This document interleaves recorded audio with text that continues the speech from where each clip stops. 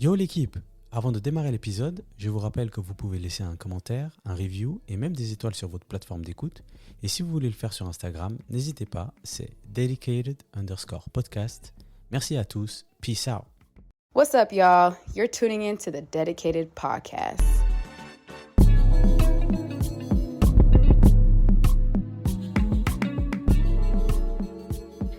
Bonjour à tous, j'espère que vous allez bien. On arrive à l'épisode 23 comme Michael Jordan. Alors l'équipe, j'espère que vous vous portez tous bien.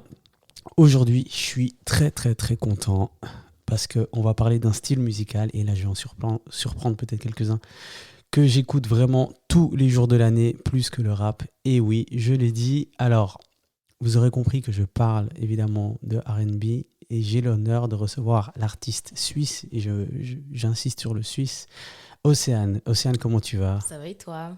Ça va très bien. Merci d'avoir accepté l'invitation. Merci d'être là plaisir. aujourd'hui. Alors, petite présentation rapide. Océane, tu es une artiste R&B suisse de Genève. Alors, à tes débuts, on a pu voir des vidéos sur tes réseaux sociaux, des covers qui ont été très bien relayés d'ailleurs. Et puis après, un label te repère et tu commences à travailler avec le label H24 et Rec 118, c'est correct ? Oui, exactement. Très bien. Et puis à partir de là, tu démarres ta carrière sur différents projets, donc Mwanzo, Moyo Wazi, Wingu, sans parler des concepts Music Mondays, bien sûr. Oui. Et finalement, tu sors ton premier album Nishati le 15 mars. Déjà, bravo. Merci. Alors, déjà avec la présentation, là, j'ai plusieurs questions, mais on va commencer dans l'ordre. D'abord, tu commences avec des vidéos sur Instagram. Tu fais ça pour le kiff ou parce que tu aimes la musique, ou au fond tu te disais genre mais en fait moi je veux vraiment faire de la musique. En fait, la première fois que j'ai upload une vidéo sur Internet, je l'ai fait purement pour le kiff. Ok. J'ai jamais, en grandissant en tout cas, Mhm. j'ai jamais pensé, je me suis jamais imaginé devenir artiste un jour. Et je pense, en réfléchissant à travers les années, que c'était peut-être plus subconscient et que c'était quelque chose à l'intérieur de moi qui avait besoin de sortir. Mhm.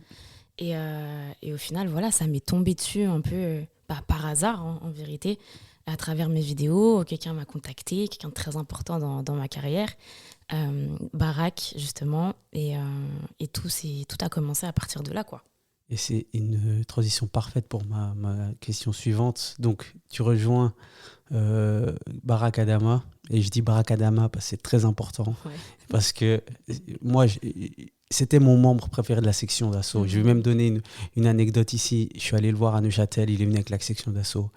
Puis il n'avait pas fait Africain déterminé sur scène. À la fin, on avait les dédicaces. Je lui ai dit pourquoi t'as pas fait ? Il m'a dit il y avait trop de son. Je lui ai dit s'il te plaît, fais-le maintenant. Non. Je te jure, j'ai la vidéo. Non. J'ai la vidéo. Et il m'a fait le premier couplet. Non. Je te jure. Ah, je suis morte. J'ai la vidéo. Je vais t'envoyer la vidéo. Incroyable. Pour revenir à la question que j'ai de base, et pour moi c'est important pour qu'on comprenne en fait qui est Océane avant la musique et pendant la musique. Océane a 14-15 ans, à 20 ans, pardon, et maintenant elle écoutait et elle écoute quoi ? Enfin, ouais, elle écoutait et elle écoute quoi, bien sûr. Elle écoutait à l'époque, franchement, j'ai un peu écouté de tout, mais c'est vrai que j'ai vraiment grandi avec des sonorités R&B côté US par le biais de ma maman. Mhm. Mais en grandissant, j'ai eu mes phases pour parler de musique française aussi, parce que c'est important de me parler des deux. J'écoutais du Lori, du Chérif Alouna, du Voilen. Ah ouais, M6. Ouais, je te jure, M6 Musique. Et après, bien évidemment, du côté US, encore une fois, c'est du Lauryn Hill, du Alia. Ma mère était une grande fan de R. Kelly. Voilà, donc c'est des mots qu'on ne peut pas Bien prononcer sûr, aujourd'hui ouais, peut-être, mais qui ont fait partie aussi de mon parcours, Bien tu sûr, vois. ça fait partie de l'histoire. Ouais, voilà. Et puis aujourd'hui, qu'est-ce que tu écoutes ? Moi, j'aime bien poser ces questions aux artistes parce que des fois, alors plus dans le rap, ils aiment pas trop dire qui c'est qu'ils écoutent, etc. Je pense que dans les R&B, on est un peu plus détendu, on est un peu plus amis, etc. Qu'est-ce que tu écoutes aujourd'hui ? Franchement, j'écoute de tout, Ouais. mais majoritairement Et encore une fois, à chaque fois que j'ai des interviews, je dis toujours les mêmes noms. On dirait, la meuf, elle change jamais d'artiste, tu vois. Mais c'est toujours... Non, c'est fou. Il y en a une nouvelle qui s'est rajoutée, Victoria Monet, que j'apprécie énormément. Aïe, aïe, aïe. Kélani, bien évidemment, elle fait partie des personnes que j'écoute beaucoup. Et ça, depuis des années. Il y a le groupe Division aussi, que j'ai beaucoup écouté à un temps et que j'écoute toujours aujourd'hui. Mais après, voilà, il y a du Summer Walker, Ariana Grande, Tiana Taylor. Enfin, voilà, c'est assez vaste. Ok, et puis en français, t'écoutes des artistes un peu ou bien t'es très Quinry? Majoritairement très Quinry. Ouais. Après, bien évidemment, il y a des sons que j'aime beaucoup. Là, récemment, j'ai découvert deux artistes, Genesio. Ok. Et un autre qui s'appelle Bruni, qui a sorti un son qui s'appelle Margiela, que j'écoute en boucle. Okay. Genesio aussi, j'écoute en boucle. Mais après, bien évidemment, il y a Mego, Modelka, Ronisia, Eva Queen avec son dernier son Bottega. Enfin voilà, il y a des petits sons par-ci par-là que j'aime bien écouter de temps en temps. Ok, et ça transitionne parfait pour ma prochaine question, parce que malgré le fait que tu sois régulièrement à Paris pour la musique, par exemple, c'est important d'établir que tu es une artiste suisse de Genève. Je ne sais pas si c'est à cause des rumeurs ou je ne sais pas quoi que certaines personnes disent que tu es française, mais toi, comment tu vois ce développement des artistes suisses romands notamment? Parce qu'on en voit de plus en plus. Hein. Bien sûr, on te mentionne, on parle des Tyrone Quidance aussi, des Navy et plein d'autres, même dans le rap, etc. En tant que Suisse, quand tu vois ça, ça te donne la force. Comment tu vis cette ascension un peu du game suisse, en fait? Je le vis super bien, ça me rend optimiste aussi. Ça permet aux futures générations d'avoir des modèles et des exemples. C'est vrai que nous, on n'a pas forcément grandi avec des exemples, en tout cas dans ce milieu-là. Et c'est encourageant, justement. Et je pense qu'il y a de plus en plus d'artistes qui vont commencer à arriver, on le voit. Et ouais, c'est pour mon plus grand plaisir. Magnifique. Bon, en tout cas, je vous souhaite à tous de continuer à grandir. Avant qu'on parle vraiment de tes projets, et notamment Nishati, est-ce que Océane et Océane, parce qu'il faut savoir que Océane, donc sur les différentes plateformes d'écoute, vous trouverez en mettant un V à la place du A. Est-ce que c'est les mêmes personnes, les deux, l'artiste et la personne? Je pense qu'il y a une base qui est commune. Mais il y a des petites différences. Océane, c'est la femme artiste qui a hyper confiance en elle, qui a peur de rien, qui a cette présence. C'est l'artiste, quoi. Voilà, elle est un peu extravertie, etc. C'est l'artiste. Et après, Océane, dans ma vie privée, je suis quelqu'un un peu casanière, un peu plus timide, une confiance qui n'est pas toujours au max du max. Donc ouais, c'est bizarre, c'est une dualité en fait au final, mais la base qui nous lie, c'est la passion pour la musique et ouais, c'est le partage avec les gens, quoi. Ok, et Océane, du coup, elle aime parler de quoi dans ses musiques et surtout, de quoi est-ce qu'elle préfère parler? Honnêtement, j'aime parler de tout, de tous les sujets qui me touchent. Après, bien évidemment, R&B, c'est l'amour. Exactement. L'amour, les ruptures, voilà, c'est ça. C'est tout ce qui est intense comme ça. C'est ce que j'aime écrire et c'est ce que j'aime chanter aussi. Alors, comme je l'ai dit, ton album, il est sorti le 15 mars, Nishati, je répète. Alors, ce projet, c'est un accomplissement, ça c'est clair. Est-ce qu'il est à l'image de ce que tu avais en tête? Parce que tout artiste a comme rêve et objectif d'avoir un album. Est-ce qu'il est sorti comme tu l'avais en tête? Oui. Ouais. Totalement. Ah purée, c'est incroyable ça. Ouais. Là, tu l'écoutes maintenant, Je l'écoute plus. Ouais, j'imagine. Moi, une fois que je sors mes sons, je les écoute plus. Parce qu'avant ça, je les écoute peut-être 200 fois. Donc, une fois que c'est dehors, je n'arrive plus à me réécouter. Mais ce qui est marrant avec Nishati, c'est que j'avais déjà une idée bien définie juste après avoir sorti mon EP Wingu. J'avais déjà mon concept en tête, j'en avais déjà parlé à mes équipes, donc c'était peut-être 1 an auparavant avant qu'on se mette vraiment dans le processus de création de ce projet-là.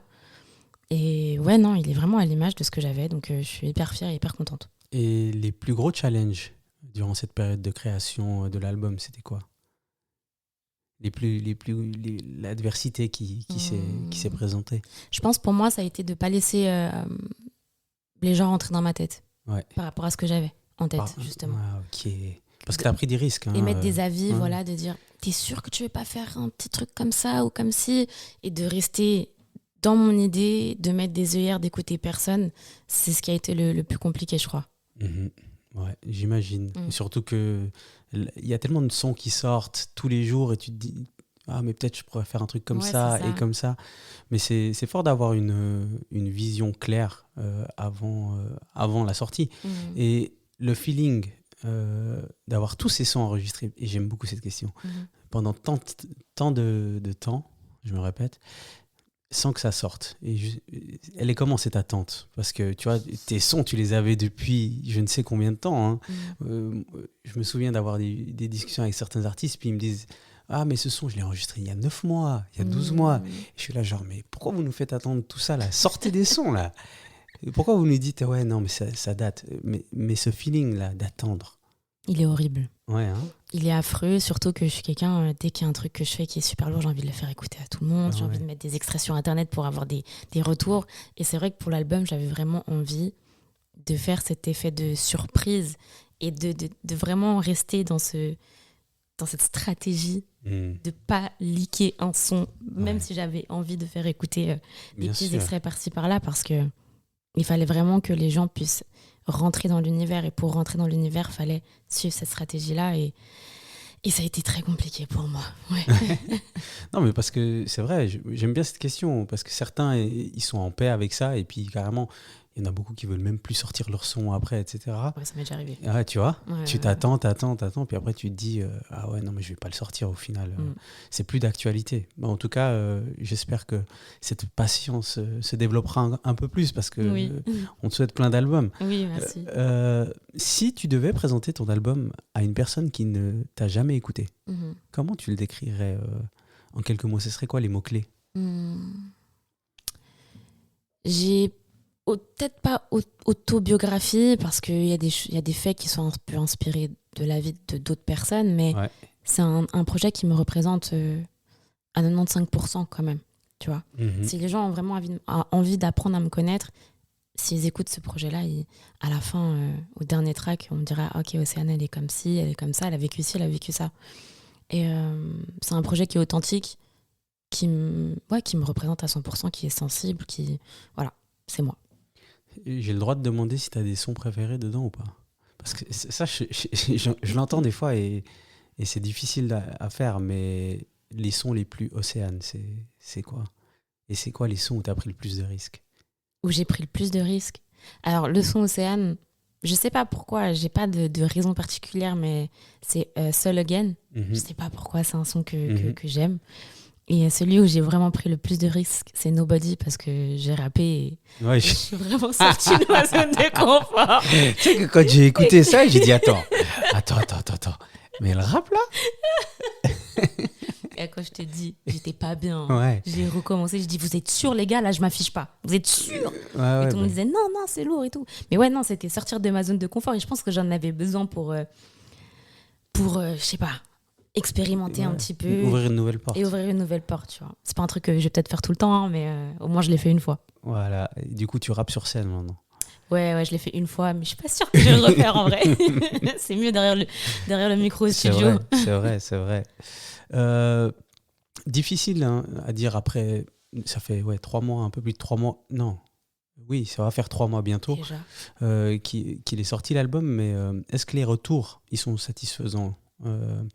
Parce que évidemment, tu avais une idée de ta musique. Les gens autour de toi t'ont fait leur retour, mais le retour un peu de masse, il est à la hauteur de tes attentes? Pour te répondre en toute transparence, oui, mais c'est vrai que j'avais quand même espéré avoir peut-être un peu plus de retours. Je pense que cet album-là n'est pas à son potentiel maximum. Okay. Je pense qu'il faudrait que plus de personnes le découvrent. Mais grosso modo, pour être assez optimiste, oui, j'ai eu de très bons retours et des retours aussi constructifs. Non, franchement, oui. Bah, après, moi qui ai écouté l'album plusieurs fois, je trouve qu'il est intemporel. Hein. Il y a des sons qu'on peut écouter vraiment dans une année, 2 ans, ça reste du R&B. Enfin, je sais pas, il y a un style de R&B tu sais, qui bouge pas. Ouais. Tu vois, le son, on va revenir dessus, mais le son avec Nov, tu vois. Ouais, mieux que les autres. Pour moi, c'est un son dans 20 ans, ça reste du R&B, quoi. C'est comme un son Oui, voilà. C'est pas un effet de mode. Exactement. Donc, il est intemporel. Mais en tout cas, il y a beaucoup d'exemples d'artistes. Et tu as mentionné Victoria Monet, tu vois, où certains projets ont eu une ascension beaucoup plus tard. Donc, on espère que ça ira dans ce sens. Ouais.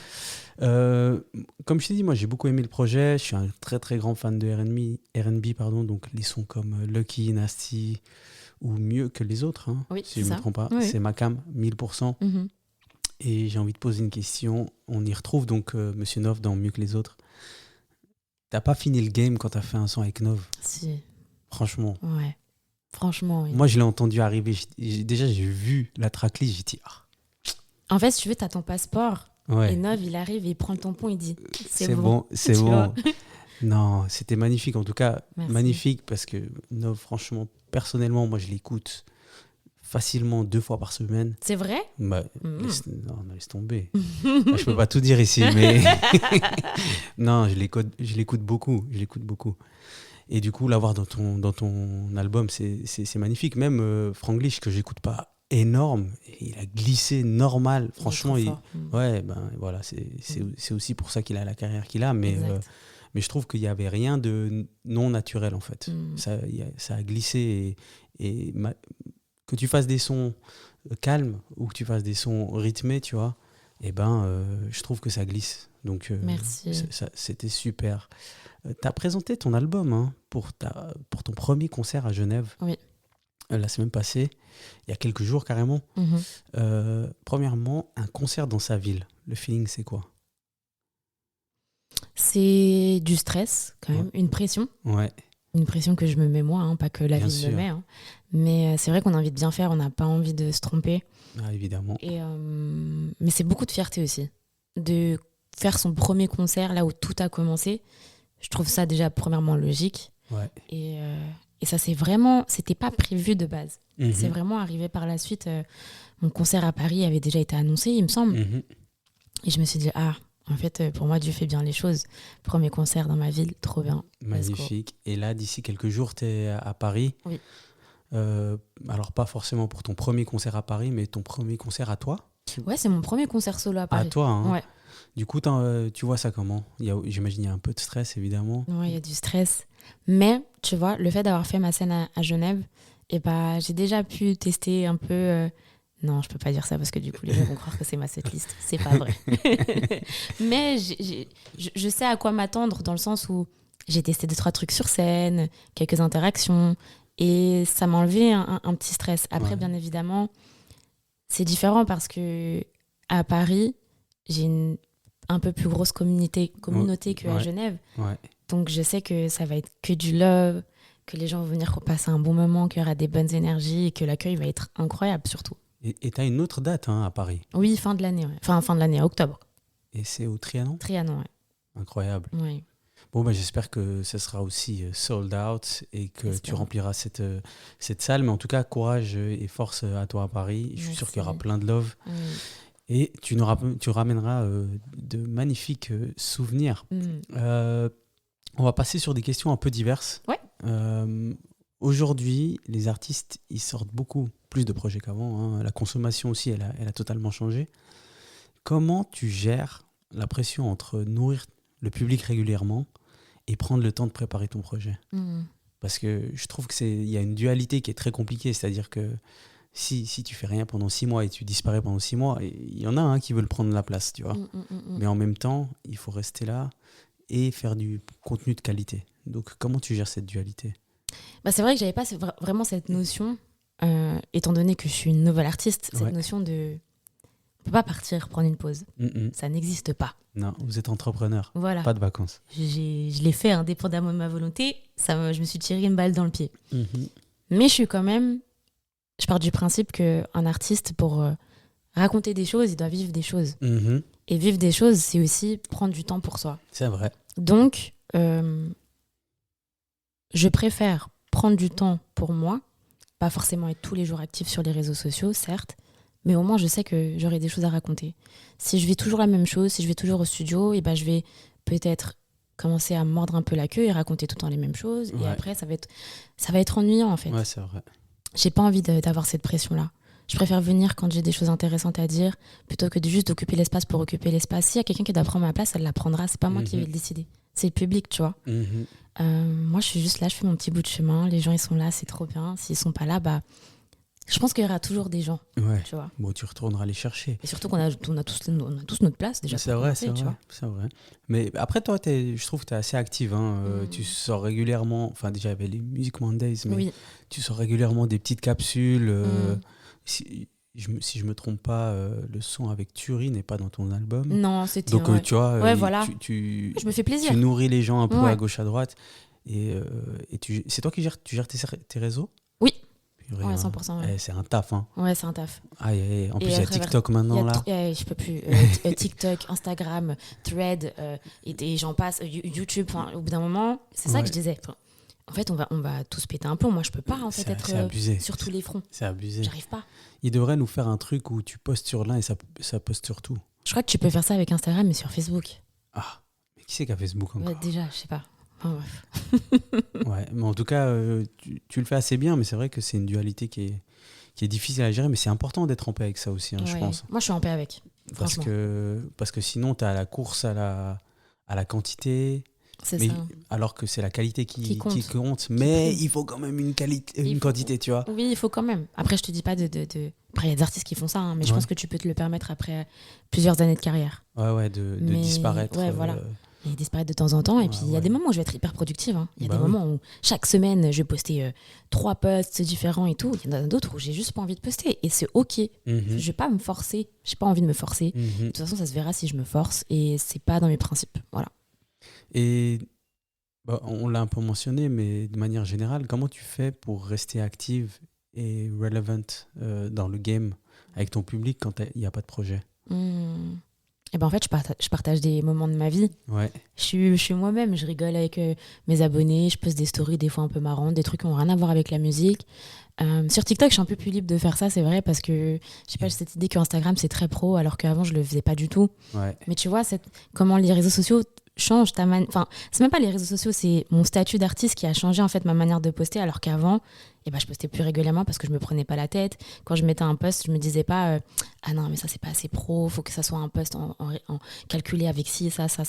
Avant, j'étais pas dans le calcul. Et c'est pour ça que j'essaie de redevenir un peu organique, tu vois. Ouais. J'essaie de redevenir un peu la Océane d'avant. J'ai beaucoup ce mot. Organique, ouais. On a parlé un peu des réseaux là, mais la pression des statistiques, des écoutes, des vues, c'est quoi ta relation avec ça ? Alors, j'ai la chance d'être entourée de personnes qui ne me mettent pas forcément la pression. C'est moi qui me la mets toute seule. Ouais, bah justement. Je vais tout le temps checker les stats, etc. Et franchement, des fois, je le vis mal. Et des fois, je me dis, Océane, arrête d'être obsédée par ça parce que ça te mène nulle part. Et le stress, c'est pas constructif, en tout cas pour moi. Ouais. Mais c'est vrai qu'indirectement, c'est quelque chose que je peux pas contrôler, en fait. Mais je tiens à dire, et peut-être des personnes ne seront pas d'accord, mais c'est normal, en fait. J'ai posé cette question à pas mal de monde. Il y a eu 2 personnes de chez Tataki, il y a eu Whitney Toyloy, ils ont répondu exactement comme toi. C'est vrai. Bah oui. En fait, ce qui se passe, c'est que d'une manière, les vues va orienter une partie de ta carrière ou alors d'un son. Donc en fait, ça fait partie pas forcément de ton gagne-pain, tu vois, mais de l'objectif. Si tu fais une vidéo, et puis en plus même juste la satisfaction de faire une vidéo où tu as géré tout l'environnement, tu as fait une déco, tu as fait un truc, tu as fait une musique, tu le postes, il n'y a pas des bonnes vues. Ouais, ça fait mal. Hein. Ça fait mal, bien sûr, ça fait mal. Je te jure, surtout en ce moment sur Instagram, je sais pas ce qui est. Là, c'est salaud, là. C'est tellement là, frustrant. Je me dis, mais qu'est-ce que je fais de mal ? Ouais. J'ai fait des stratégies. Parce qu'avant, je postais, j'avais franchement des bonnes stats sans forcer. Et là, je me dis, mais est-ce que c'est parce que j'ai disparu pendant un petit moment et que maintenant je reviens et Instagram est en train de me dire non, c'est pas comme ça qu'on fait les choses ? Les algorithmes ont changé ces derniers temps, mais là, ils sont très durs. Ouais. Mais dans tous les cas, c'est normal de mal le vivre, c'est normal que ça te frustre. Mais après, il faut pas que ça t'empêche de dormir. Non, pour le coup, non. Mais il faut, et surtout, il faut pas que ça te démotive à faire du contenu. Ça, c'est le plus important, je pense, le message à passer, parce qu'ils l'ont vraiment tous dit. C'est ça. certaines fois, en plus, les gens, ils ont le like difficile, etc. Mais c'est normal comme sentiment. Je te cache pas que même moi, quand je fais une vidéo et puis ouais, et je suis là et je me suis cassé la tête à mettre les sous-titres, à couper au bon moment, tac, et il n'y a rien, je me dis, vraiment tout ce temps-là. Tout ce temps passé Ouais, pour tout qu'au ce final... temps passé. Ouais, non, En fait, c'est fou quand même, c'est un peu le reflet de la société, un peu de se dire que en fait, notre validation réside dans le like des autres. Tu vois, c'est ça, de ouf. c'est chaud ça fait quand culpabiliser même. quand Et ça fait culpabiliser quand tu penses et que tu dissèques et que tu déconstruis vraiment cette manière de penser. Tu te dis, mais en fait, c'est fou. En fait, ça veut dire que moi, je suis fière de ce post-là, je le mets sur les réseaux. Avant de le mettre, j'étais fière de ce post. Et une fois que je le mets, en fait, vu que j'ai pas les likes nécessaires, et ben, j'en suis plus fière. Il perd sa valeur, c'est fou. Ouais. C'est très représentatif de la société, mais je pense que dans ton cas, c'est plus... l'important, c'est vraiment de ne pas perdre la motivation, à continuer à poster. Merci. Parce que... C'est un petit rappel, comme ça fait du bien. Ouais, bien sûr, c'est important. Disons que je gagne à l'euro million, mais vraiment un truc de ouf. Un truc que j'arrive même plus à compter. J'ai 3 feats à t'offrir. N'importe lesquels. Waouh, n'importe lesquels. Ouais, mort-vivant. Mort-vivant. Ouais. Aïe. Avec qui est-ce que tu vas en studio? Déjà Alia. Ok, bon, là on est d'accord. Déjà, premièrement. Ouais. Deuxièmement, franchement, Victoria Monet, ça me parle. Ouais, c'est très fort. Ouais. Ça me parle vraiment. C'est fou, j'en parlais hier de Victoria Monet et je me disais, purée, mais c'est incroyable. En fait, j'ai vu un de ses clips, elle danse, elle chante, elle est stylée et elle est pas, c'est pas qu'elle a 20 piges. Non, elle est dans le game depuis longtemps. Elle est dans le game depuis longtemps, mais je comprends pas à quel moment les gens ils se sont pas dit, mais en fait c'est peut-être elle qu'il faut mettre en avant. Elle écrit des musiques et tout, mais mettons-la en avant, etc. Mais je pense que c'est même pas les gens qui l'ont mise en avant, c'est juste elle, la persévérance qu'elle a eue à travers les années qui ont fait que. Au bout d'un moment, c'est indéniable. Les gens ne peuvent plus fermer les yeux, tu vois. Ouais. Allez écouter Victoria Monet. Vraiment. D'ailleurs, son album avait gagné album R&B de l'année au son premier BET, je crois. Ouais. Mais du coup, Victoria Monet, Alia. Ouais. Et la troisième personne, c'est dur. Ah ouais, hein, parce qu'il y en a beaucoup, mais... Franchement, je dirais... Dis-le, il faut que tu le dises. Je pense que t'en as un en tête et t'es pas sûr de le dire. Non. En fait, vas-y, tu sais quoi, même si ça n'a rien à voir, Michael Jackson, même si ça n'a rien à voir. Prépare tes pas de danse, c'est tout ce que j'ai à dire. Non, lui, il peut m'apprendre à danser. Je suis pas très forte, lui, il pourra m'apprendre. Y a un concept dans le podcast qui est de poser la question de l'invité précédent. Oui. L'invité précédent, c'était Jason de LVDD. Et il avait mentionné, est-ce que selon toi, ta version enfant serait fière de la personne que tu es aujourd'hui? Oui. Ouais, vraiment. Et enfant, tu chantais déjà et tout? Oui, mais... Enfin, tu cassais les oreilles aux gens déjà ou pas? Non. En fait, j'étais hyper timide. Ah ouais. Les gens ne savaient pas que je chantais toute seule. Quand je savais qu'il n'y avait personne dans la maison. Ou... Toute seule dans la chambre ou dans le noir. Ouais, non, toute seule, sous la douche. Non, j'avais ce sentiment de honte quand je chantais, je ne sais pas pourquoi. Et je pense que ça part aussi du manque de confiance quand j'étais plus jeune, qui fait que... En fait, à partir du moment où j'ai mis cette première vidéo sur les réseaux sociaux, pour moi, ça a été une sorte de thérapie parce que ça m'a enlevé un poids que je traînais depuis. Donc ouais, elle serait super fière, vraiment. Et qu'est-ce que tu fais pour booster ta confiance maintenant? Parce que tu as dit que Océane, elle est plutôt l'introvertie, Océane un peu plus extravertie. Mais comment l'une nourrit l'autre pour la confiance? Je pense qu'elle se cache... en fait, la Océane introvertie, elle se cache derrière la Océane extravertie. En se disant que c'est peut-être... Enfin, c'est pas moi, c'est une autre personne, alors que c'est moi, en fait. Je me mens à moi-même. Je sais que j'ai cette part de confiance en moi.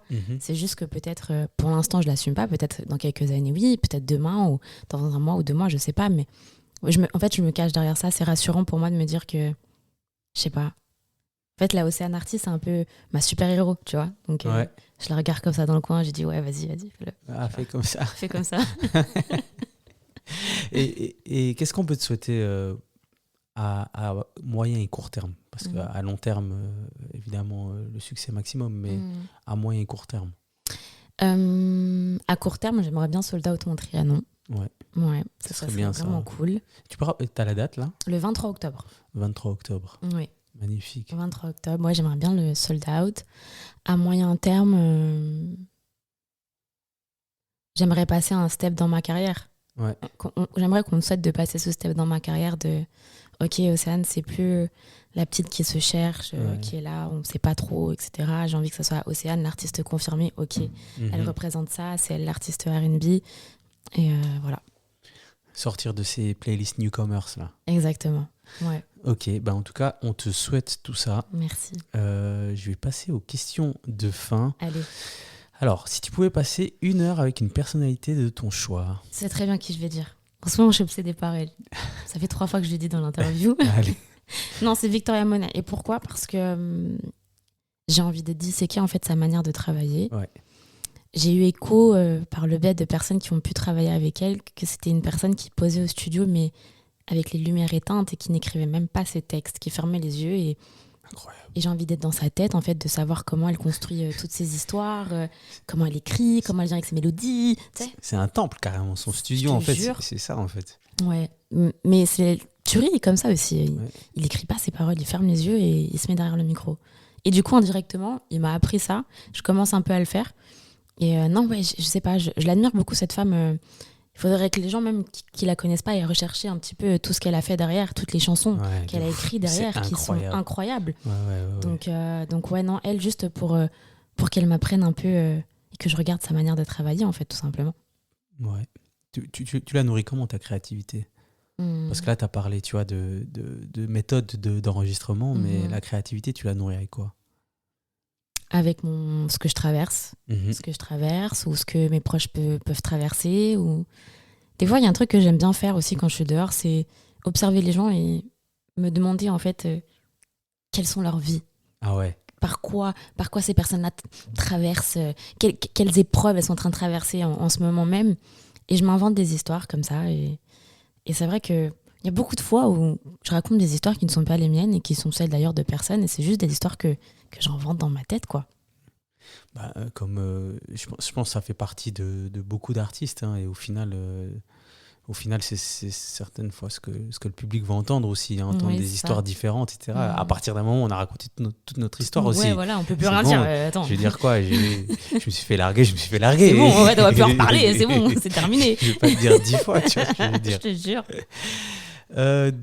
Deuxième question, ton son du moment. Peut-être tu l'as déjà mentionné. Hein. Mon son du moment, alors attends, laisse-moi juste checker le titre exact. Ouais, vas-y. C'est une artiste de Londres que j'ai découverte sur TikTok. Elle s'appelle Sacha. Pour moi, c'est comme si c'était la nouvelle... elle a une voix tellement deep, tellement soul. Ok. Le son s'appelle Hold Up de Sasha Kibble. Ok, Hold Up de Sacha comment ? Kibble. J'ai voulu faire la meuf avec l'accent, mais j'ai pas réussi. Voilà. Ok. Est-ce que tu as une page Instagram à recommander ? Oui. Alors, laisse-moi... Tu vois comme elle a fait ses devoirs. T'as vu ? C'est une page que j'aime beaucoup en plus. C'est un créateur qui s'appelle Okunta Kinte. Ok, bien. Et qui fait des petites notes en fait pour les artistes. Généralement c'est Dear Artist, nanana. Et je trouve ça hyper inspirant. Et puis il partage beaucoup aussi d'art, enfin, il partage énormément de choses et je trouve son Instagram hyper intéressant. Magnifique. Et dernière question, ta question au prochain invité. En fait, quand je réfléchissais à quelles questions poser, c'est vrai que c'est un truc que j'aime bien écouter d'autres artistes parce que je pense qu'entre artistes, on vit beaucoup les mêmes choses, mais on n'en parle pas forcément. Ouais. Donc la prochaine personne, désolée. Sinon, j'adapterai. Hein. Ouais. Non, en fait, quelle a été sur ton parcours pour toi l'épreuve la plus dure à traverser et pourquoi ? Parce que ça pourrait peut-être aider d'autres personnes à la surmonter, et vu qu'on passe souvent tous par les mêmes trucs, tu vois. Les gens, tous les invités, ils m'ont posé des questions tellement deep. C'est un truc de ouf. C'est Géo aussi, il a posé une question, carrément, ça m'a marqué. Il avait dit pourquoi est-ce que tu es la meilleure version de toi-même, et sinon, pourquoi ? Aïe. Ah non, elle est dure, hein. Elle est dure. Ouais. Qu'est-ce qu'il faut changer pour que tu changes ça? Ah oui. En même Enfin, temps, bref. c'est de la thérapie, ça. Ouais, bah écoute, pourtant je fais tout ça gratuitement, mais ouais, ok, ben je passerai la question au prochain invité avec grand plaisir. On a presque fini, Yes. mais avant ça, est-ce que t'aimes cuisiner? Oui. Cuisine Énormément. pimentée ou pas? Oui. Voilà. Voilà, C'est pour moi? C'est pour toi. Bon, j'en ai déjà 3 chez moi, hein, mais on va pas le dire. Hein. Il faut les consommer. Il faut les consommer. Voilà. Donc c'est un sel LVDD, sel pimenté, Incroyable. sel marin LVDD. Qu'est-ce qu'il est bon, ce sel? Ah oui. Oui. Trop bon. Donc voilà, pour les auditrices et les auditeurs, lvdd.ch. Ouais. Et l'huile pimentée aussi est très très bonne. Ah ouais. Je vous la Voilà, conseille. tu vois, de la pub gratuite comme et ça. Et le piment aussi. Voilà, bah tu oui. vois. Jason, c'est pas sponsorisé. C'est pas sponsorisé. Mais nous, on consomme, on adore. Si jamais vous pouvez le retrouver donc, à Manor, Genève, Lausanne, Yverdon, Bienne, Neuchâtel. Après, je sais plus. Mais partout. C'est bien de plus savoir. Ouais, c'est bon signe. ouais, tu vois. T'as vu? Je crois qu'il y a dans 20 Manor. Donc voilà. Et puis sur le site lvdd.ch. Trop bien. Océane, merci infiniment d'être venue. Merci à toi. Merci d'avoir pris le temps grand plaisir. durant ton passage à Genève. Force pour ton concert la semaine prochaine. Je ne sais pas si ce sera d'actualité encore avec la sortie. Force pour la date au Trianon. Merci. Force pour l'été. J'espère que tes sons vont continuer à être diffusés un maximum, que tu sors de cette playlist Newcomers pour être dans les playlists R&B tout simple. Oui. Et bonne suite à toi. Merci pour l'accueil. Avec grand plaisir. Et pour toutes les auditrices et les auditeurs qui sont encore là, je vous remercie. Vous pouvez toujours mettre les 5 étoiles sur Spotify, sur Apple Podcast. Il y a aussi la section sondage dans Spotify, pardon. Il y a aussi Deezer. Et on se voit la prochaine fois, je crois. Allez, à plus l'équipe. Bye bye. Dedicated Podcast.